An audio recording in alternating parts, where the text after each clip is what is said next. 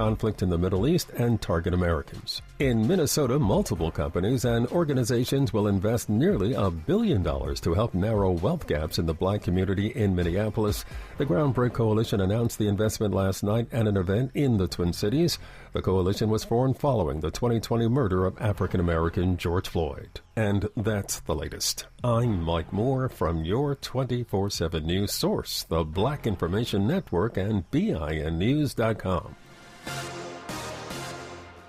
Hi, I'm Kyle at Blindster.com. If you're like many people, you may think custom blinds is a job for expensive professionals. Well, at Blindster, if you have a tape measure and a screwdriver, you can install our custom blinds and save big. Plus, we guarantee they'll fit. Blindster.com. Is this the This is the KBLA Sports Minute with Ray Richardson.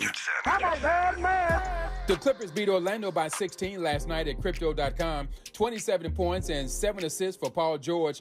James Harden was in the building. He watched the game from a luxury suite. Harden is expected to make his Clippers debut on Monday against the Knicks in New York. He'll be a spectator again tonight when the Clippers and Lakers meet up at Crypto, 7 p.m. tip-off on ESPN. Congratulations to Lakers legend Magic Johnson. According to Forbes magazine, Magic has reached billionaire status. Magic's net worth is a reported $1.2 billion. Magic joins LeBron James, Michael Jordan, and Tiger Woods in the Billionaire Club. LeBron became a billionaire in 2022. Magic's numerous business investments include part ownership of the Dodgers, the LA Sparks, and the NFL Washington Commanders. No debates, no speculation, just the info you need. That's your KBLA Sports Minute. I'm Ray Richardson on KBLA Talk 1580. KBLA Talk 1580 invites you to join us in celebrating the season of giving by being part of the solution. As we enjoy great food, family, warmth, and well wishes in whatever our festive tradition may be, we share the beauty of the season by reaching out to the less fortunate. Please help us to help others with the KBLA Cover the Houseless Cozy Community Coat and Blanket Drive. All you have to do is drop off new or clean, gently used winter coats and blankets in the KBLA lobby during business hours. Now through December 20th, all of the coats and blankets will be donated to unsheltered individuals and families experiencing houselessness. Simply bring your donation to 4434 Crenshaw Boulevard in Los Angeles, near Vernon Avenue, from 9 a.m. to 5 p.m. weekdays. That's 4434 Crenshaw in historic Leimert Park. During the holidays and every day, let's remember, we keep us safe. We keep us warm. We are the safety net. And together, we can cover the unsheltered. Get caught up in the spirit of the season, the spirit of love. Make a difference with your friends at KBLA Talk 1580.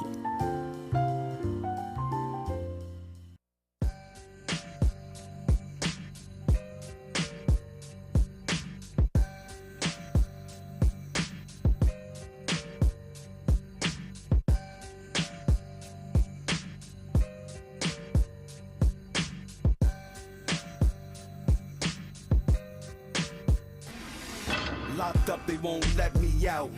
And I had a long day in court, it stressed me out. Won't give me a bail, it can't get me out. Now I'm headed to the county, gotta do a bid here. I'm used to living luxurious, I don't wanna live here. The walls is gray, the clothes is orange. The phones is broke, the food is garbage. A lot of niggas is living with these circumstances. SP's the same, I still murk your manses. Drug money, the rap money, work advances. Ran and told I should've murked the Kansas. Got popped for a murder attempt. Knocked me on D block when I was burning the hemp. Had a brick in the stash, hope they don't take it to a further extent. Locked up and they won't let me out. When I hit my cell block, know the threat be out. I'm steady trying to find the motive. Why do what I do? And freedom ain't getting no closer. No matter how far I go, my car is stolen. No registration. Cops patrolling. And now they done stop me and I get locked up. They won't let me out. They won't let me out. Locked up. They won't let me KBLA Talk 1580. Please welcome into the studio somebody with a lot of knowledge. She's got over 10 years of experience in the field of social welfare and program evaluation research, an activist. She research focusing on mental health disparities among communities of color, permanency, well-being outcomes for youth and families involved in the child welfare system, along with formerly incarcerated young adults. Dr. Diane Terry, welcome. Hi, thank you. Thanks for being with me this morning, live and in the studio. If you want to see us, we're on the YouTubes at KBLA 1580. You're currently serving as project coordinator for the California Reducing Disparities Project. What is the California Reducing Disparities Project?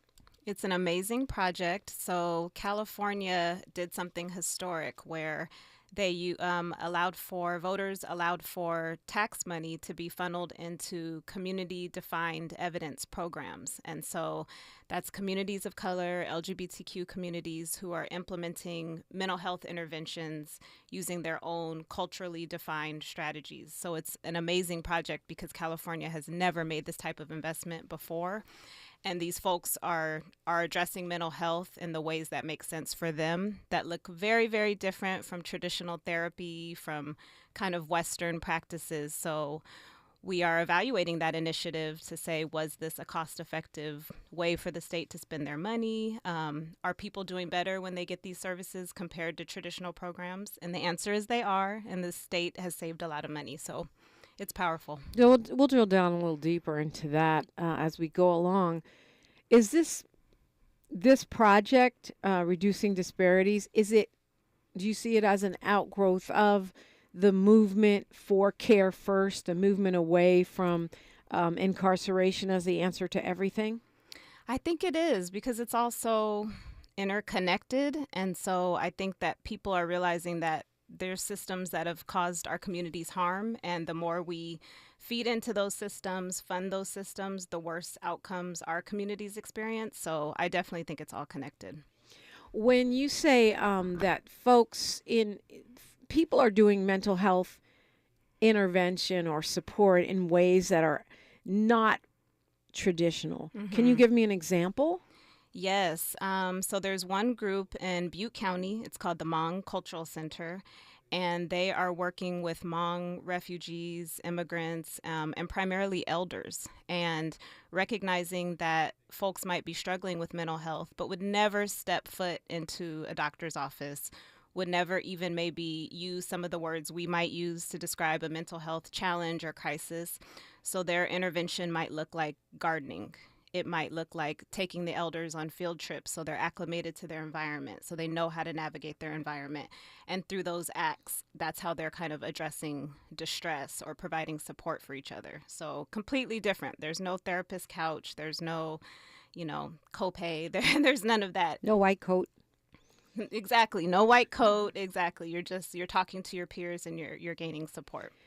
So when you, as a social worker, when you see that kind of a model, when we talk about taking the elders and doing gardening or other things that might improve their mental health, how do you see the impact on the larger community or directly onto the youth? Onto the youth. Well, I think what's nice about some of the programs is they really are intergenerational and they're multi-generational, and they're tapping into the idea that it's a large family unit. If someone is struggling with their mental health, everyone plays a role in that, but also we're getting strength from our elders. If my grandparents are strong, I can be stronger. If they're able to pass down that wisdom, right, that's a cultural protective factor. Now I'm doing better as a youth. So I think there's kind of that direct connection. And I think in maybe more Western mental health, we don't think about it like that. It's like, if you have a problem, come see me. Let's talk about the individual. When I think for folks of color and communities like ours, it's our whole family unit. If the community is doing well, then I'm doing better. What do you mean when you say cultural protective factor? Just the idea that you can get strength from your culture, and that kind of, I look at some of the American Indian, Alaska Native projects. For them, that idea of being so disconnected from culture over the years, from actually being told your culture is wrong, right? Now having organizations who are funded to do this work to say, a lot of the traditions, youth might feel disconnected from those traditions. How do we bring them back? And then how are youth now finding strength because they feel more connected? They have more spiritual grounding. Like, we're not used to kind of talking about that in mental health. So that would be one example. I mean, it does make sense. We were talking, Dr. Joy DeGruy was on the show last week, and she was talking about, more and more models that involve healing families instead of individuals, and I asked, is this, I guess in the Western model or psychological model, they'll call that family systems theory. But really, so, I know that's more us as Black people of color. We have more of a collective mindset traditionally. Mm-hmm. But it seems like that should apply to everyone. Like, if mama's struggling, you're going to be struggling on some level, right? Exactly. But if you're told that it's just on you to fix, your problems are all in your head, it's all very, centered on you as a person, then are you connecting your struggle to mama's struggle? And I think that's where maybe some of our social services don't always get it right. So when you said California's saving a lot of money, what you mean, you're talking about by preventing problems that otherwise would manifest? Or what do you mean? Preventing problems, yes. And also that early intervention, right? So when someone's in distress and maybe there could be an opportunity for them to cross over into something more serious, then that's where these programs are making an impact. So it's 35 programs around California addressing all different types of issues, but our cost-benefit study found a return of investment of about $4 to $5 for every dollar invested. So it's a pretty powerful model. I think that sounds like the direction we need to go. Do you feel like this kind of stuff, in the mainstream media, California is often derided as being impractical or spending too much money or doing goofy things? Do you think that there's also an influence in terms of these types of approaches spreading to other places?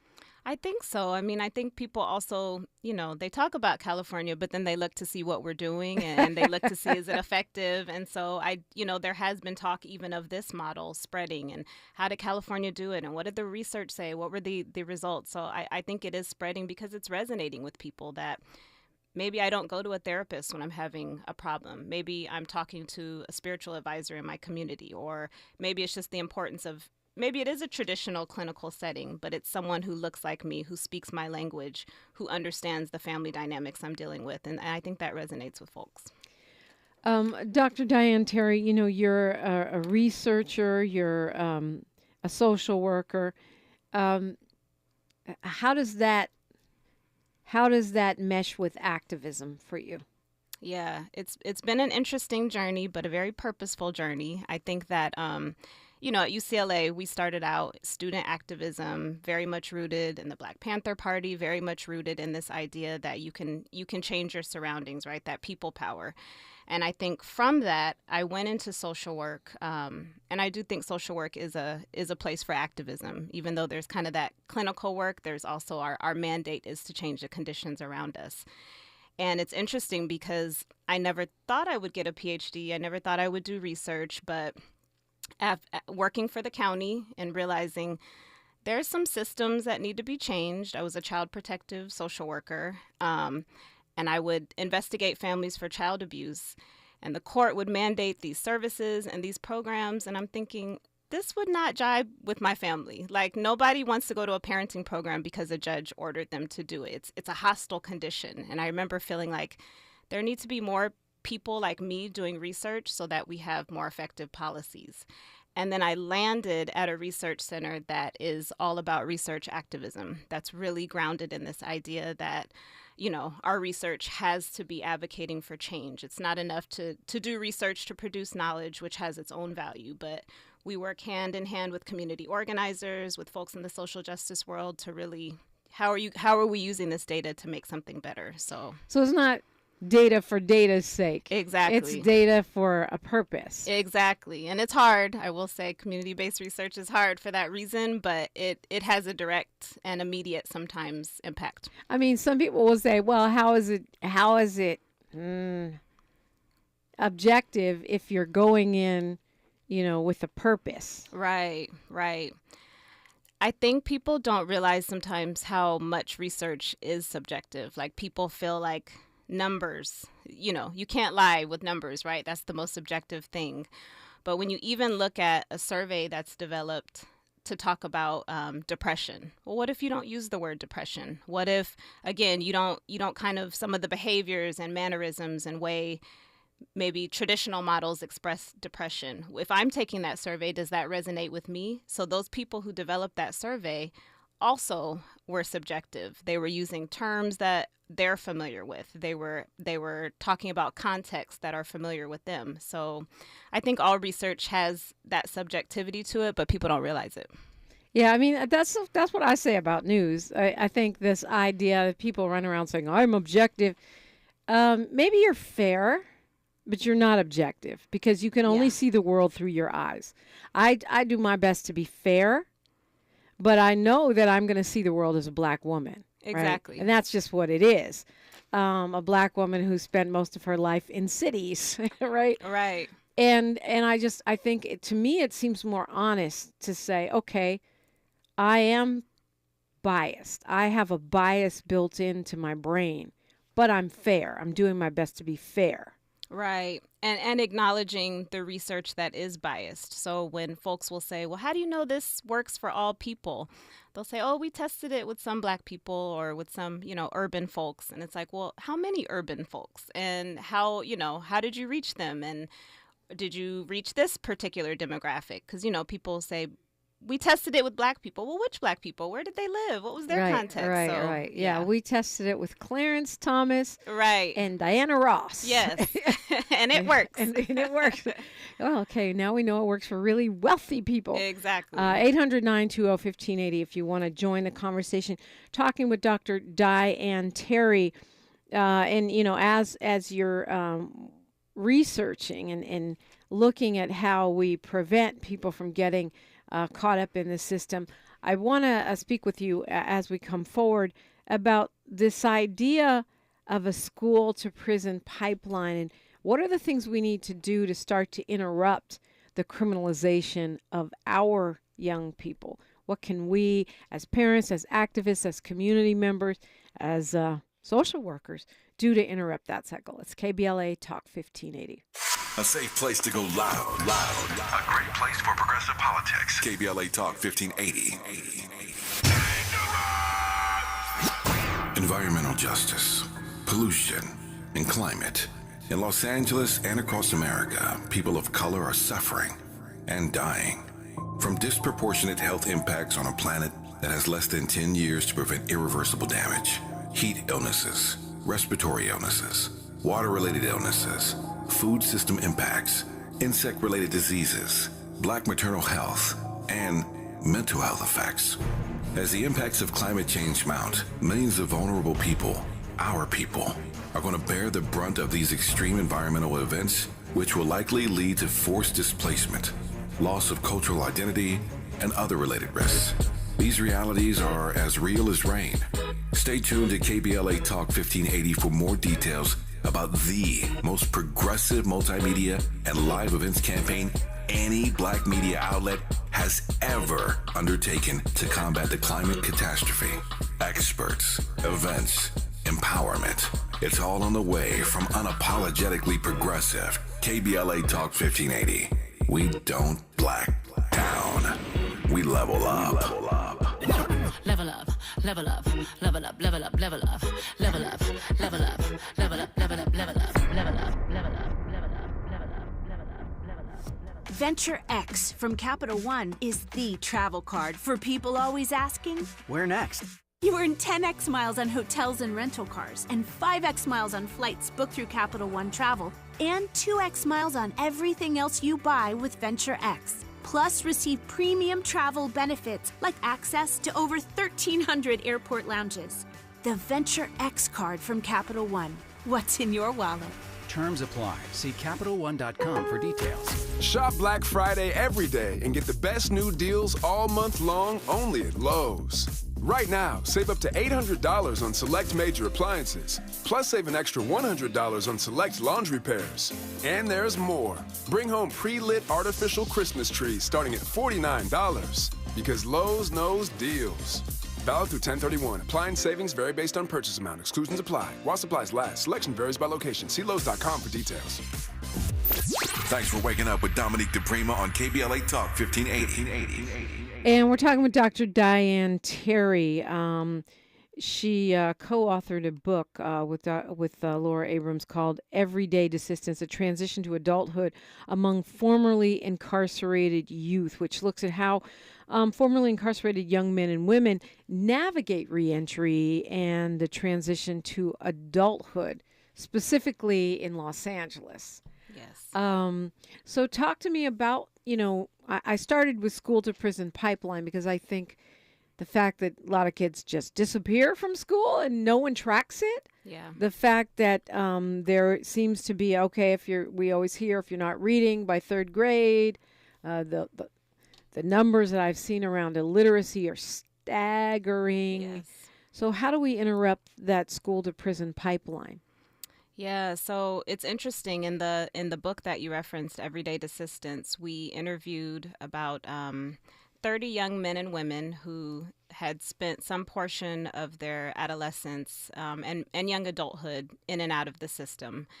And when we would kind of track their life stories, for so many, when we would say kind of like, when do you remember starting to get in trouble? Or when do you remember things got tough for you?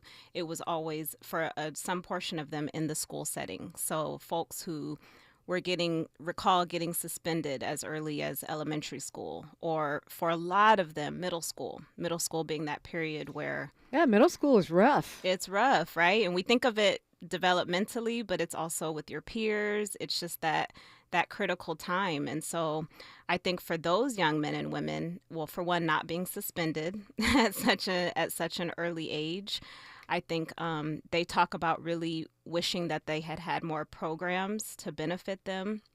And then I think in the current context, we have, and I know LA has made some strides with this, but the willful defiance and suspending kids for that, suspending kids for fighting. I mean, people don't realize that all of that is setting up that pipeline. And when you factor in, for example, youth who are in foster care, if one youth gets in trouble, they get into a fight, maybe you can call home and you can talk to their parents and someone can come and get the youth. But what do you do when it's a youth who's in foster care? Maybe you have to call a social worker. Well, what if the social worker is not able to come? Where does that youth end up? If the police are called, that youth has a higher likelihood of then having now contact with the police, maybe having to spend a night in the halls. So it's really kind of setting up that pathway for them. So there's some youth who are even more vulnerable. Youth with developmental disabilities are so overrepresented within the system. So as you mentioned, youth not being able to read, you kind of see how all of those factors converge. Yeah, wow, so much to unpack right there. I mean, I also have a theory that gifted youth are overrepresented. This is just my instinct because of the work I've done over the years with the urban peace movement. So many of these, shot callers or whatever that I talked to are like, oh my God, they're a brainiac. Yes, they're so smart. And they probably got put in special ed or became a so-called problem child. Exactly. As one example, I'll never forget, there was a young man I interviewed. This was, I don't know, maybe 2011-ish, sometime around there. And he's telling me this idea he had when I'm talking to him about what has his employment journey been. And he's like, yeah, I have this idea where I'm basically renting out my car and I'm like letting people use it and maybe driving them around. And I lost my car, so I can't do it anymore. And then it's like a few years later, Uber, Lyft, all of that kind of pops on the scene. And I'm like, wow, he was doing that, and it's just kind of interesting because they have the creativity, they have the heart, but they've made mistakes, and I don't think people realize how hard it is to overcome a mistake once you've had any kind of contact with the juvenile justice system. Yeah. You're forever targeted. So when you mentioned foster care, and when I was on the board of the Community Coalition, I saw data that in many of our South LA schools, you're talking 60-70% of the students are in foster care. And then there's another percentage which I haven't seen the numbers on that are unhoused. Yes. So to me, if your client base, your customers, i.e. the students at your school, if you're an education system, are not what they're not in the same scenario they were before. Your customers have changed. Their needs have changed. Right. They're no longer necessarily going home to mom and dad or just mom or just dad. They're in a system. Does not mean you have to change your product. Yes. Like, to me, the fact that our schools still have the call home and leave a message model, right, or the sending you home model, when such a huge number of our children don't even have a home to be sent to, it means that the business of educating has not kept up with the customer that they're trying to educate. Right, right. I agree with that. And I think, you know, even looking at who the schools partner with, right? Because there's so many good community-based organizations who know how to reach that foster youth, who can kind of provide that safety net. And I think those orgs don't always get recognized or get the funding that they need to support the schools. Why is that? Is it infrastructure of the organizations? Like, what's the reason for that? I mean, I can't say I know for sure, but I do know that a lot of community-based organizations are sometimes locked out of that funding cycle. Right. So when there's time, you know, an RFP comes out and folks say, oh, there's, you know, we need an organization who can do X, Y, and Z. How do you even know that proposal, request for proposals came out? If it requires you to have a certain operating budget, you may be automatically disqualified. So there's a lot of kind of ways that maybe some of the larger organizations who are doing good work, but could benefit, you know. Yeah, I've heard that from so many people that are in the mix. It's the same 6 or 7 organizations that get all the funding. Exactly. And then, you know, but, you know, I think some folks are starting to take measures for that. So you're talking about how you interrupt this school to prison pipeline, and even once they're in that prison pipeline or they've been touched by it in any way, mm-hmm, how difficult it is to be extracted from that. Right. And things like funding organizations that know how to work with foster youth, that's something we can do as a collective, or that's something we can do on an institutional level. What should we be doing on an individual level as parents, aunties, mentors to young people? Yeah, that's a good one.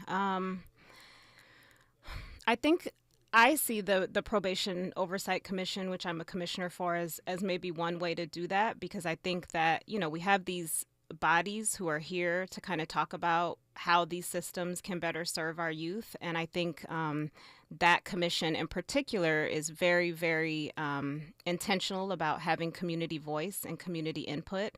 So, for example, when we have the chief of probation at a meeting and he's talking about the vision for the probation department, or when we have probation staff coming to talk about different things, I think community members can call into those spaces. They can attend the meetings virtually, for one, just to kind of educate yourself about the issues, which is partly why I wanted to be a part of it, but also to give input, because so many of us have been touched by the system, or our families have. And so I think our voice needs to be represented when there's reform going on. Yeah, that's a huge undertaking. I commend you for being part of the Probation Oversight Commission. It seems like our youth correctional, system is really jacked up. Yeah. I mean, to me, it seems, I'm an optimist. I'm always, well, we're moving in this direction. We're seeing change. But I feel like we have a new, in Los Angeles, and I'm sure it's the same in many cities and states around the country, we have a new probation chief every 10 minutes. Right. You know, the state keeps saying this is not fit to keep a young person, so they move them to another place that's barely fit. Right. And I'm being generous and saying barely fit. It's very, very concerning. I want to talk about that. Like, where's the hope? Where's the movement? And what are the solutions to the way that we deal with youth incarceration and discipline as a city, state, and as a society? It's KBLA Talk 1580. More of First Things First with Dominique DiPrima when we come forward. Good morning, everyone. Thank you for joining us here on the Black Information Network. I'm Mike Moore. The head of the FBI says the threat of terrorism in the U.S. has hit a whole other level following the Hamas attack on Israel. While testifying before a Senate panel yesterday, FBI Director Christopher Wray said terrorist organizations have renewed calls to attack the U.S. and its interests. He said the most immediate concern is that violent extremists will draw inspiration from the conflict in the Middle East and target Americans. In Minnesota, multiple companies and organizations will invest nearly $1 billion to help narrow wealth gaps in the black community in Minneapolis. The Groundbreak Coalition announced the investment last night at an event in the Twin Cities. The coalition was formed following the 2020 murder of African-American George Floyd. And that's the latest. I'm Mike Moore from your 24/7 news source, the Black Information Network and BINnews.com. Hi, I'm Kyle at Blindster.com. If you're like many people, you may think custom blinds is a job for expensive professionals. Well, at Blindster, if you have a tape measure and a screwdriver, you can install our custom blinds and save big. Plus, we guarantee they'll fit. Blindster.com. This is the KBLA Sports Minute with Ray Richardson. I'm a bad man. The Clippers beat Orlando by 16 last night at Crypto.com. 27 points and 7 assists for Paul George. James Harden was in the building. He watched the game from a luxury suite. Harden is expected to make his Clippers debut on Monday against the Knicks in New York. He'll be a spectator again tonight when the Clippers and Lakers meet up at Crypto. 7 p.m. tip-off on ESPN. Congratulations to Lakers legend Magic Johnson. According to Forbes magazine, Magic has reached billionaire status. Magic's net worth is a reported $1.2 billion. Magic joins LeBron James, Michael Jordan, and Tiger Woods in the Billionaire Club. LeBron became a billionaire in 2022. Magic's numerous business investments include part ownership of the Dodgers, the LA Sparks, and the NFL Washington Commanders. No debates, no speculation, just the info you need. That's your KBLA Sports Minute. I'm Ray Richardson on KBLA Talk 1580. KBLA Talk 1580. We've got a lot to talk about. Hi, Maisha Cairo here, KBLA, live at Chase Bank on Crenshaw and Vernon for the In This Together tour with female business owners, a day of empowerment, community panels, and best of all, tips on building business from marketing to capital. I was able to speak with Kate Luzio, former banking executive and now owner of Luminary, who partnered with Chase for this tour. She makes it her business to build community for business owners. Yeah, so I was a banker for 20 years before I decided to become an entrepreneur. 7 of those years were actually at JP Morgan Chase. One of the biggest things that I had going into my entrepreneurial journey was a big background in banking. So what advice are you giving business owners looking for financial backing today? So Chase brings in so much knowledge and the opportunity to understand what financial tools are out there for business owners to build, grow, and scale their business. A lot of business owners will say, well, I need to get a loan immediately. Well, you wouldn't just lend money to your friend if you didn't know why they needed it. I tell every business owner, you need a business plan, you need financial projections, you need a banker. Because you have to start building a relationship with a banker so that they get comfortable with how you're going to build that business and so that they can eventually support you in different ways. Makes sense. So visit the Chase Community Center on Crenshaw and Vernon. Meet a banker today. Tell them about your business. I'm Maisha Cairo in the community for KBLA with JP Morgan Chase. In Big Tobacco's Fantasyland, children are the future. Here, tobacco companies are committed to higher education, offering scholarships to students who submit essays about the benefits of vaping. The tobacco industry even sponsors summer camps for kids. Don't worry, the tobacco-sponsored programs have been linked to leaving your kids more interested in smoking. In Big Tobacco's Fantasyland, the world's deadliest industry is your child's friend. See reality at undo.org. Do you have both Medi-Cal and Medicare? The new LA Care health plan called LA Care Medicare Plus, HMO DSNP, can help you get the most out of your health plan for $0 premium. LA Care is here to provide Angelenos with access to quality health care at an affordable cost. For $0 premium, you can get full benefits from vision coverage and in-home support services to prescription drug coverage, plus more. Call 855-688-1479. 855-688-1479. Broadcasting live from Leimert Park, USA. Welcome back to your home for unapologetically progressive radio, KBLA Talk 1580. So I'm talking with Dr. Diane Terry. She's MSW and a PhD project coordinator for California Reducing Disparities Project, but also you're a member of the Probation Oversight Commission. I asked you about the whole system, but let me back up a tiny bit and explain what the Probation Oversight Commission is. Yes, so it's I believe we have about 9 commissioners, and the commission launched in 2020, and they started formally meeting in 2021. I joined the commission earlier this year. And so it's an oversight commission. It's a group of concerned citizens, and we all have different backgrounds, legal backgrounds. Many of us touched in some way by the system, or our families have, and we provide recommendations. We really do query the department on the progress. If a law is in place, how is that being implemented? Where are there challenges? Where's the data to support the decisions you all are making? And we produce reports. And so in your book, Everyday Desistance, The Transition to Adulthood Among Formerly Incarcerated Youth, certainly you've done the research and you've worked in the system. What do you think we need to do, like collectively as lawmakers, as activists, as parents, to improve the way that we deal with young people in trouble? Yeah, it's there are so many kind of angles, I think, to the issues. And I think it's even looking at starting at that first point of contact. And we talked about that a little bit earlier, right? How do we even disrupt a youth even getting touched by the system in the beginning? If a fight breaks out at school, for example, who can we call? Is there a team we can put in place? How do we say, above anything else, I want to avoid this youth being incarcerated tonight? So I think that first point of contact is important. And then we talked about the funding, right? So there are really good community-based organizations out there, and even getting into the system to be able to provide programs is really hard. People come to the commission meetings and they say, I offer this program, I want to come in. I've heard people even say, I'll do it for free. How do we kind of loosen the restrictions so that good organizations can get in there to provide services?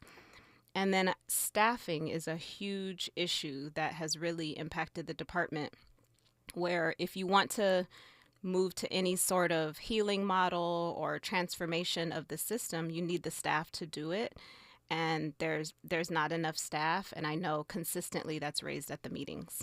I mean, I saw an article in the LA Times talking about how the county is struggling to get the mental health workers that they need. Right. And you know, and I've seen that with this Care First model. You know, my friend Judge Songhai Armstead is over the JCAUT department. I know, for example, they're giving out grants right now and looking to target organizations that don't have the huge infrastructure by assisting them. But even getting the word out about stuff like that, and so you can get the organizations and the staffing in place, you know, it's challenging, right? It's very challenging. And there is hope. There's been some initiatives in California and in LA County that have done it. So the California Reducing Disparities Project is one that we talked about earlier, where they were very intentional about not funding organizations who always get the funding and going out into the communities to find the groups who everyone kind of knows is doing the work, but who are under the radar. LA County, through the Ready to Rise initiative, also did the same thing, where they funded groups who were offering services to keep youth out of the halls or stop them from going back, so that prevention, early intervention. And they funded about 49 community-based organizations who were doing this good work. And it was powerful. The results showed, you know, the data showed strength in those types of organizations. Let's go to Dwight calling us from the city of Compton. Good morning, Dwight. Hi, Dominique. Thank you for taking my call. Good morning, Dr. Terry. I want to thank you for the work you're doing.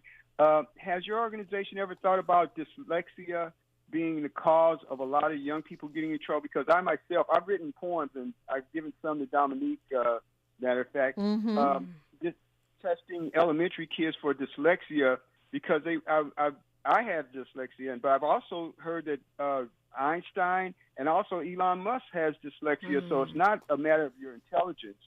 And then they get into trouble because they don't want to be embarrassed when the teacher calls their name and they can't answer the question correctly. And that's what caused them to have that anger.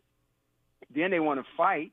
Then they get in trouble, and they don't want to go to school to be embarrassed. I mean, it And can also be they said many of the dyslexia. It could be illiteracy. It could be you're hungry. It could be something's going on at home with violence. those are other issues too. Yeah. But as far as embarrassment, right? And a lot of prisoners can't read, I'm told. Yes. Is that true, Dr. Terry?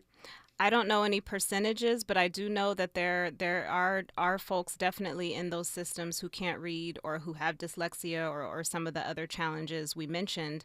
And I think going back to kind of those starting points, when those youth are identified in schools, how do we handle them in the schools? What labels do we put on them? Because those labels we put on the youth in the schools then follow them.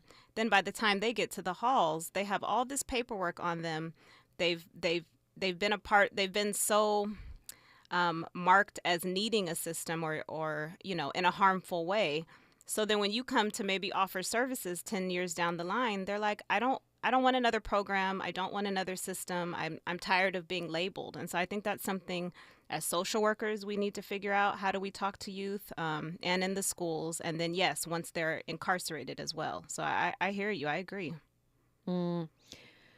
So, I mean, I talked about the probation system, and I know this is true of many different states and cities, but I experience it, just watching in LA, even the facilities where youth are held and the staffing issues there, but also the approach, which to me, I mean, I'm not dealing with tons of needy teenagers day in, day out, so it's easy for me to judge, but at the same time, it seems very, very carceral, punitive, and I don't see from where I'm sitting, I don't see a lot of rehabilitation and reform going on. Yes, and I think, and this is, personal opinion and just kind of based on my observations at the commission meetings, it has been a concern because there's use of force that's happening and there are incidents where youth are harmed. I do think from what staff have pointed out at the meetings, it can be so hard when you are understaffed to implement those models, those rehabilitative approaches. But I do think it starts with relationships. When folks feel safe with you, when they feel like they can trust you, and that takes time, I do think those staff, that's when they can have that impact. Unfortunately, the halls, which are supposed to be a more temporary kind of holding space,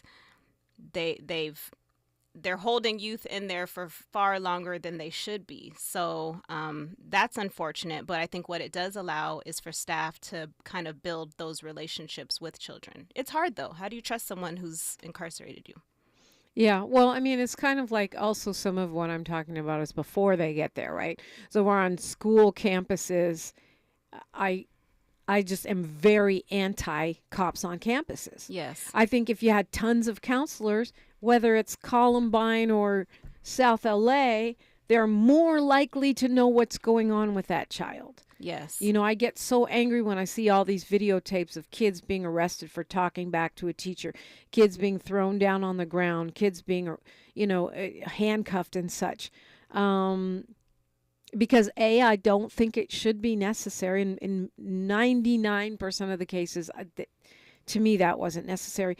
And B, it seems like it leads to that juvenile hall experience. Exactly. If you approach someone in a combative way, they will become more combative. And I think that's what we see. And I think even working at DCFS, that's what I saw. And that was one of my challenges, is that I'm a social worker by training. That's my heart. That's my passion. But now I'm coming to investigate you for child abuse. I'm walking into your home. I may have the police with me. How are we building trust? How are we building a relationship? Why would you ever care what I have to offer you in terms of a service? I've now come into your home and told you you're wrong and you might get arrested.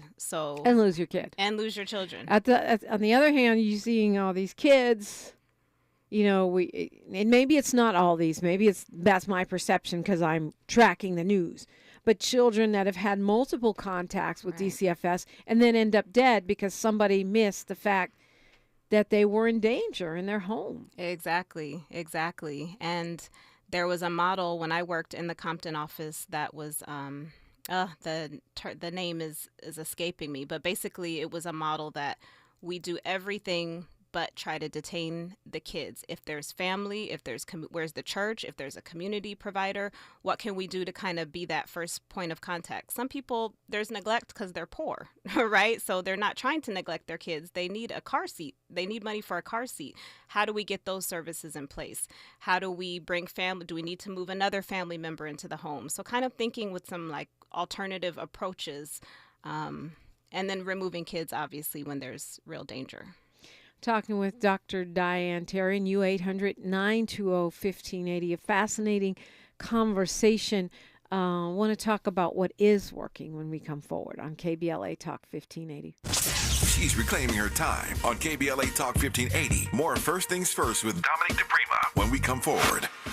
Thinking about hosting a podcast and don't know where to start? Morris Media Studios has you covered. We're a professional podcast and voiceover studio located in Leimert Park. We specialize in recording and live streaming audio and video podcasts. Let us help you set up, record, and distribute your podcast. Hosting a podcast is a great way to bring awareness to your business, product, or good cause. For more info, visit morrismediastudios.com or give us a call at 323-815-4204. Meet LA's most affordable health plan. This open enrollment season, LA Care Covered is proud to offer the lowest cost health plans in Los Angeles County, featuring zero cost preventive services to help you achieve your wellness goals. Be part of the region's largest HMO network, featuring UCLA Health, Optum, and allied physicians without breaking the bank. We are here to help. Call us at 855-222-4239 for enrollment assistance. That's 855-222-4239. LA Care Covered. Your wellness, our mission.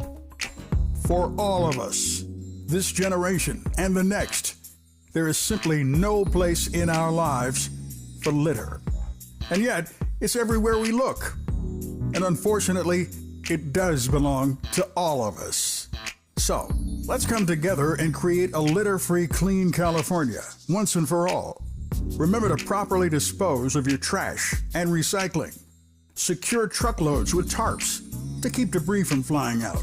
Clean out your car when you're at a gas station. Take pride in your community by organizing a cleanup event. Or join a cleanup event near you. Zero litter is the goal. Join us at cleanca.com. That's cleanca.com. Let's do it together. Brought to you by Caltrans. cleanca.com.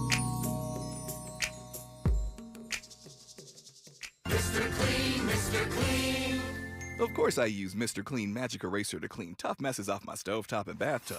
But then I discovered I can also use it to easily clean my patio furniture and even my shoes. I'm hooked! And when wipes won't cut it, I use Magic Eraser Sheets. They're thin and flexible erasers, perfect for everyday messes, like gunk on my counters and sinks. They really are magical. The reviews are in. Mr. Clean Magic Eraser and Sheets make cleaning look easy. This is KBLA Talk 1580, where hate meets a scholarly match. Interesting. To Dwight's point, Fahima just sent me an article about how New York started testing kids for dyslexia after the pandemic. Nice.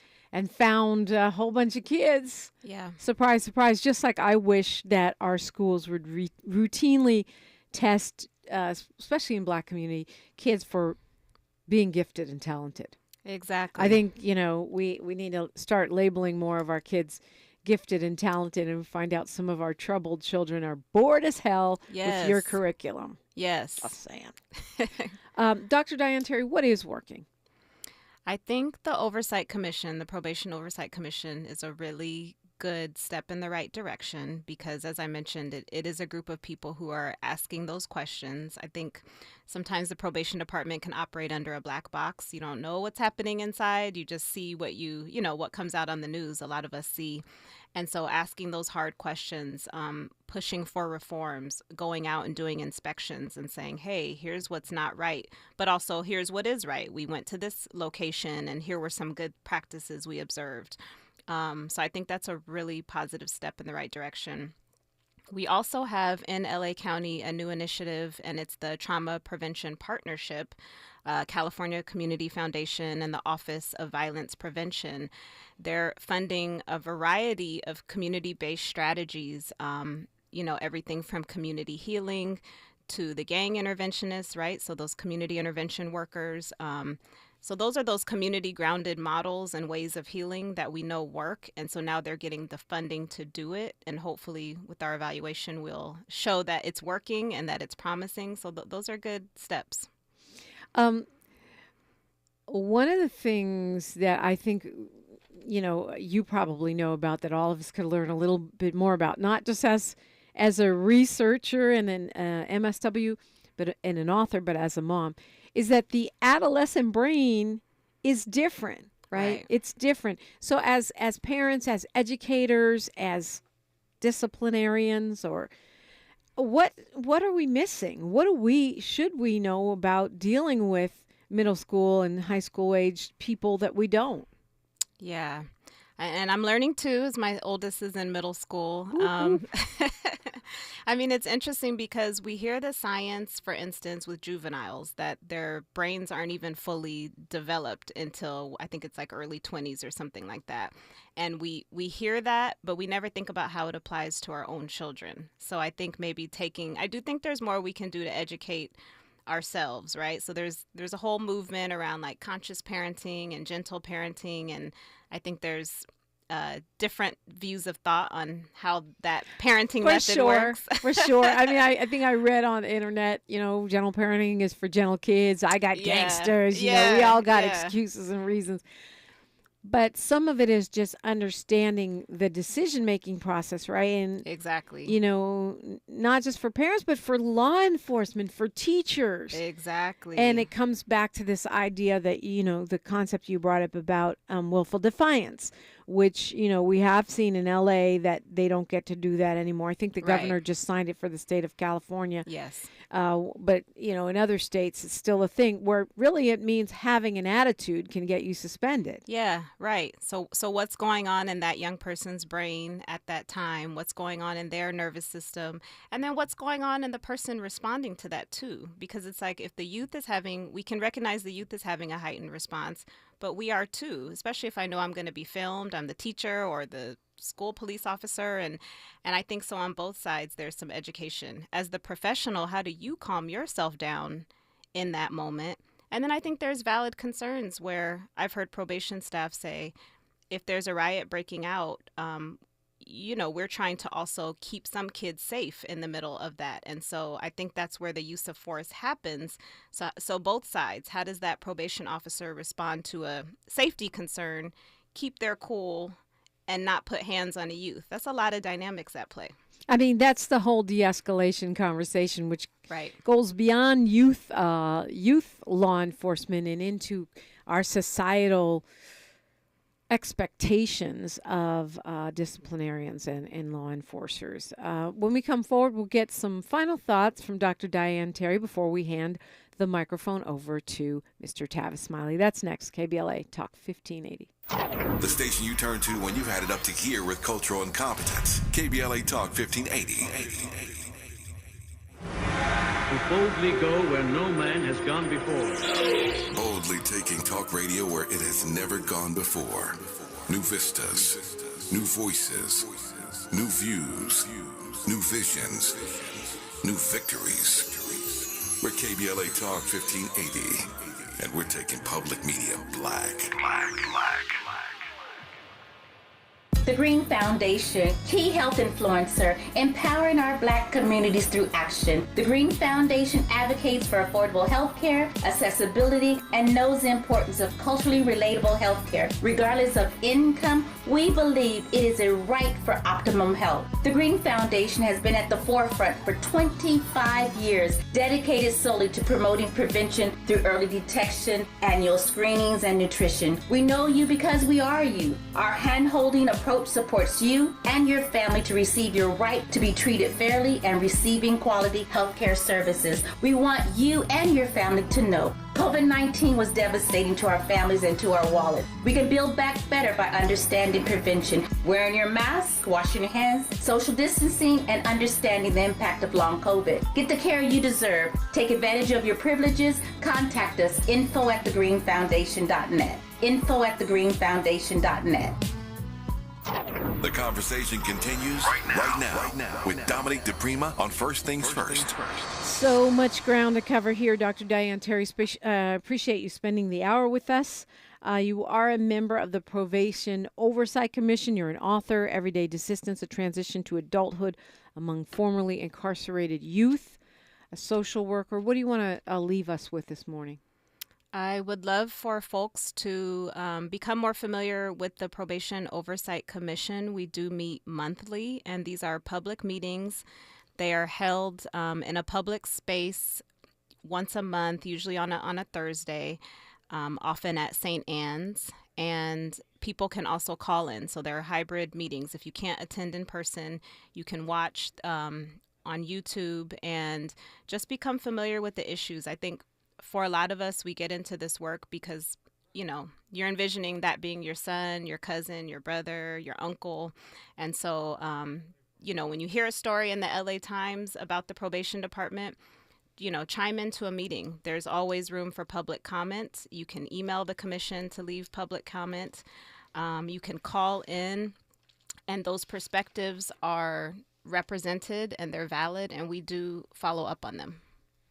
Okay, so is there a website or social medias or any of that stuff that we can track to follow these meetings? Thursdays, you said, once a month, usually at St. Anne's. Is there an online presence? Yes, so you can go to poc.lacounty.gov, and that's our website where you can get information about the meetings, see past videos, all of that. And then on Twitter, it's at LA County POC, and that's another way to stay connected. At LA County POC, which stands for Probation Oversight Commission. Probation Oversight Commission. And where can we find your book? Oh, you can find my book on Amazon. It's just stories of young men and women who are explaining how they navigated life after being incarcerated. And so we really tried to focus on what are those everyday steps that you take to change your life. So we always either hear about the ultimate success stories or the people who really struggled. And this is, what does it look like every day to change your life? So. More like the sort of regular person navigating the system. Is it getting better for folks who are reentering? I think it's getting better in the sense that there seems to be more intention about making sure people get connected to the right services, and I think that's important. And again, funding those organizations so they have the capacity to serve those individuals. Funding the organizations, getting the word out. I don't know, hopefully we're getting to a point where not checking the box or the double jeopardy of not being able to work after one is incarcerated is a thing of the past. I don't think we're there yet, but it seems like we're moving in that direction. Exactly. And I think, fewer people young people are getting arrested, which is a good sign. So now we need to shrink the halls because we need to shrink the footprint of the probation department. Right. Form, fit, function. Yeah. And hopefully we'll continue that shrink. It's one of the few bipartisan areas of agreement in anything in our whole country is that the prison industrial complex is too doggone big. Yes. Dr. Diane Terry, thank you so much for being with me. Thank you for having me. Okay, I said I was bringing back the quotes. I usually used to do a quote at the end of the show, and I got some folks in my DMs talking about bring back the quotes. So today I am going to quote LaTanya Ward, who was on in our first hour today, because she said something that really hit me. She said, surround yourself with people that are willing to help you check for your blind spots. Surround yourself with people that are willing to help you check for your blind spots. Powerful, powerful advice. I'm Dominique DiPrima. History is now, and we are making it together. Until tomorrow, be safe, be aware, one love. KBLA 1580 Santa Monica. Good morning, everyone. Thank you for joining us here on the Black Information Network. I'm Mike Moore. The head of the FBI says the threat of terrorism in the U.S. has hit a whole other level following the Hamas attack